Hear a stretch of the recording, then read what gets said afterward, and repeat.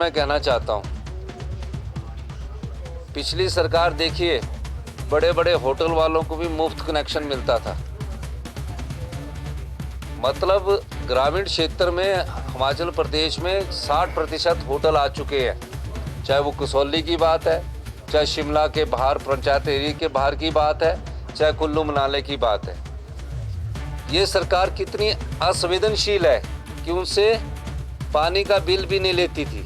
हमारी सरकार ने कहा, चाहे वाइल्ड फ्लावर हॉल है, चाहे ताज है, चाहे जितने भी होटल है जो ग्रामीण क्षेत्र से बाहर है, उन किसी के हिसाब से प्रति किलोलीटर के हिसाब से हम पैसे लेंगे और जो पैसा आएगा उससे पानी की क्वालिटी में हम सुधार करने की दिशा में आगे बढ़ेंगे।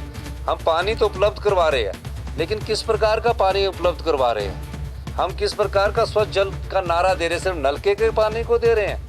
नलके में जो पानी आ रहा है उसमें क्या किस प्रकार की हम सफाई कर रहे हैं? इस दृष्टि से भी हमारी सरकार कार्य कर रही है।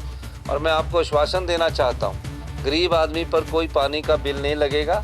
हमने विडोज़, एकल नारी, दिव्यांग, जो पुअर फैमिलीज़ है, 50 लाख रुपए से कम इनका है, उनको कोई बिल देने की बात नहीं की है। 50,000 से कम उनको आय है, उनको कोई बिल देने की बात नहीं की है। जितने भी हमारे इनकम टैक्स पे ही है, उस सब को हमने कहा है कि आपको बिल देना चाहिए, क्योंकि 1-1 लाख पे है, 50-50 हज़ार पे है। अब अगर वो 100 रुपया ग्रामीण क्षेत्र में हमने फिक्स किया, ग्रामीण क्षेत्र में हमने सिर्फ पानी का 100 रुपया फिक्स किया है, कितना यूज किया वो नहीं फिक्स किया।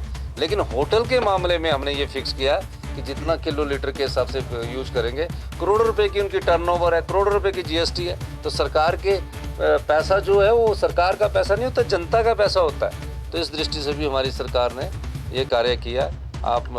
हम चाहेंगे कि आप सब लोग पत्रकार बंधु भी हमारा सहयोग करें। धन्यवाद। रेस्क्यू ऑपरेशन, अभी मैंने कहा कि हमारे संस्कृति ऐसी है जिसमें कि अंतिम संस्कार के लिए अगर कुछ उनको कोई डेड बॉडी मिल जाती तो एक आशा परिवार में होती है। हमारी संस्कृति ऐसी है। और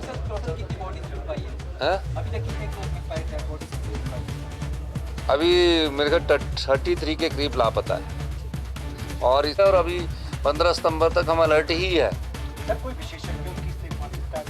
देखिए, सारी प्रकार की मीटिंगें हमारे अधिकारी लोग कर रहे हैं। डिप्टी कमिश्नर 8 दिन बाद एसपी और डिप्टी कमिश्नर समेत से मिलकर आए, उन लोगों को राहत पहुंचा के आए।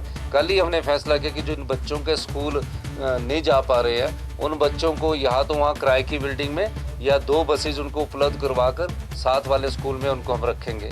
सबको हमने बर्तन के लिए दिया। और अभी इनको ये तो फौरी राहत दी है, इनको घर बनाने के लिए भी हमारी सरकार आपदा के बाद, जब आपदा खत्म हो जाएगी, क्योंकि कब कहाँ आ जाए, जब तक बरसात चलती है तब तक आपदा का हम आंकलन करते हैं कि 10 सितंबर तक तो आपदा रहती नहीं, रहने की उम्मीद है।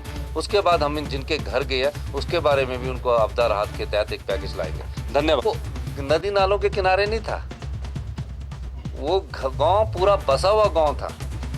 दूर एक नाला जाता था, अपनी जगह पर लोग बसे हुए थे।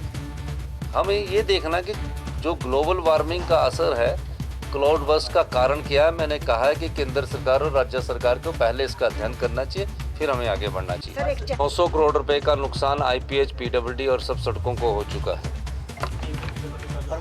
केंद्र से अभी तक कोई मदद नहीं आई, पर आश्वासन उन्होंने पूरा दिया है कि हम केंद्र से आपको मदद देंगे।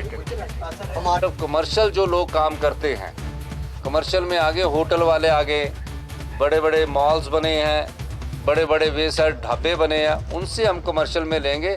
बाकी सारे ग्रामीण क्षेत्र के 100 रुपया पर मीटर के हिसाब से लेंगे। फिक्स नदी नालों के किनारे जो घर बनाए जाते हैं सर, उनको लेकर भी कुछ पॉलिसी बनाई है? नहीं, वो तो हमने पिछली बार